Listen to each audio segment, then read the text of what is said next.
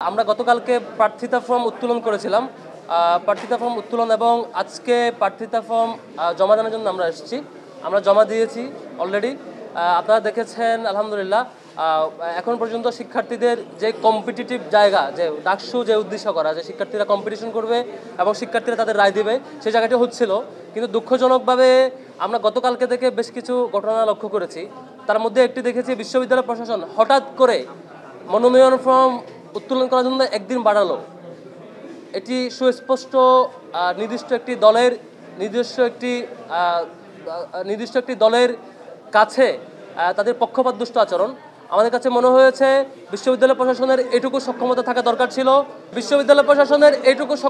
দরকার ছিল। তারা যে ডেট ঘোষণা করবেন সেই ডেটের মধ্যে শিক্ষার্থীরা যা আসবেন, ডেট মেনটেন করে তাদেরকে নিশ্চয়ই সেই শিক্ষার্থীদের যে রাইট সেটুকু দিবেন। কোনো ধরনের পূর্ব পর্যালোচনা ছাড়া, কোনো ধরনের ডিসকাশন ছাড়া সরাসরি একদিন বাড়ায় দেওয়া এবং বাকিরা জমা দেওয়ার পর হঠাৎ করে ঘোষণা দেওয়া, এটি নিঃসন্দেহে বাকিদের পলিসি মেকিং এবং বাকিদের সিদ্ধান্ত গ্রহণের পরে নির্দিষ্ট একটি পক্ষকে সিদ্ধান্ত গ্রহণের সামগ্রিক সুবিধা দেওয়া এবং পলিসি মেকিংয়ে বিশেষ সুবিধা দেওয়ার নামান্তর। এটা খুবই দুঃখজনক। এবং আমরা দেখেছি বিশ্ববিদ্যালয়ের সামগ্রিক প্রশাসনে, বিশ্ববিদ্যালয়ের প্রক্টর থেকে শুরু করে নানান পর্যায়ে নানান প্রভোস্ট এবং বিভিন্ন কমিটিতে নির্দিষ্ট একটি দলের পক্ষপাতদুষ্ট আচরণ লক্ষ্য করেছি। এটি আমরা শিক্ষকদের কাছ থেকে নিশ্চয়ই 24 পরবর্তী এই সময়টাতে শিক্ষকদের কাছ থেকে আমরা এমন একটা রেসপন্স চাই যে রেসপন্সটা সকল শিক্ষার্থীর জন্য সমান, কোনো পক্ষপাতদুষ্ট হবে না। আমরা আগামীতে পুরো ডাকসু নির্বাচনে আমরা এরকম শঙ্কিত হতে চাই না। আমরা ইতিবাচক এবং জাস্টিস এবং সমমানের, সবার প্রতি সমান অধিকারের যে দায়িত্ববোধ শিক্ষকদের পক্ষ থেকে সেটি চাই। আরেকটি ঘটনা লক্ষ্য করেছেন, বেশ কয়েকটি হাউস মিথ্যা ফ্রেমিং করেছে আমাদের ব্যাপারে। তার মধ্যে দেখবেন যে বিবিসি বাংলায় প্রথমে একটি নিউজ করেছে, তারপর রাতে বিজনেস স্ট্যান্ডার্ড একটা নিউজ করেছে, আরও কয়েকটি পত্রিকা এরকম দেখেছি যেখানে বলা হয়েছে ছাত্র শিবিরের দিক থেকে যে আমরা নাকি প্রথম অংশগ্রহণ করেছি।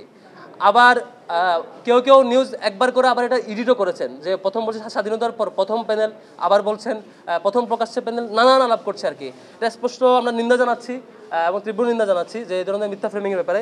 ছাত্র শিবির 1977 সালে প্রতিষ্ঠিত হওয়ার পর থেকে প্রথম যে আমাদের ডাকসু হয় সেটি হচ্ছে 1979 সালে। সেখানে তাহের কাদের পরিষদ, যেটির ডকুমেন্টেশন, পেপার কাটিং, ছবি, মিছিলের ছবি, প্রচারণার ছবি সব কিছু এখন আপনারা অনলাইনে পাবেন।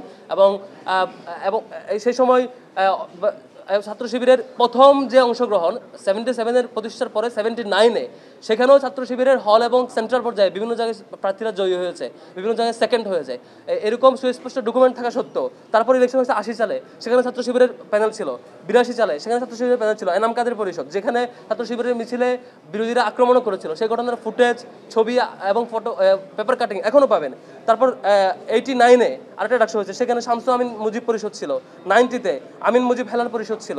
এই যে প্রত্যেকটাতে ছাত্র শিবিরের অংশগ্রহণ ছিল। শুধুমাত্র 19 সালের আগে 2014 সাল এবং পরবর্তীতে এবং 18 সালে যে আওয়ামী লীগ যে পরিমাণ মানে ভুয়া নির্বাচন এবং একপাক্ষিকভাবে ক্ষমতায় আসছে, সেটিতে ছাত্র শিবির আমরা কোনোভাবেই তাদেরকে ক্ষমতার বৈধতা দিয়ে নাই।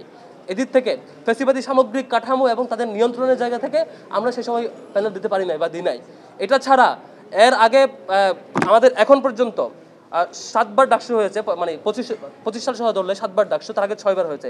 6বারের 5বারেই ছাত্র শিবির তার অংশগ্রহণ এবং তার রেসপন্স সব কিছু দেখিয়েছে। তারপরেও বেশ কিছু মেগা পত্রিকা, বেশ কিছু হাউস থেকে এভাবে ফ্রেমিং করা, এটা খুবই দুঃখজনক। ছাত্র শিবিরের ব্যাপারে আমাদের হাউসগুলোর কাছ থেকে সঠিক তথ্য প্রচার এবং সঠিক তথ্য প্রচার করবেন বলে আশা করছি। এবং কোনো বিষয় যদি জানার থাকে আমরা অনলাইন এবং আমাদের সোর্স থেকে জেনে নেওয়াটা ইতিবাচক মনে করছি।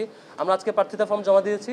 আশা করি প্রার্থিতা চূড়ান্তকরণের মধ্য দিয়ে আমরা এবং আজকে থেকে শিক্ষার্থীদের কাছাকাছি এবং শিক্ষার্থীদের যে রেসপন্স, শিক্ষার্থীরা যে রায় দিবে সেই রায়ের মাধ্যমে আমরা ইনশাল্লাহ সঠিক প্রতিফলন দেখতে পাবো। এবং ছাত্র শিবির দীর্ঘদিন যে আমাদের যাত্রা এবং আমাদের এখানে অন্যান্য যে স্টেক হোল্ডাররা আছে, প্রত্যেকটা স্টেক হোল্ডারের সমন্বিত এই জোট, যে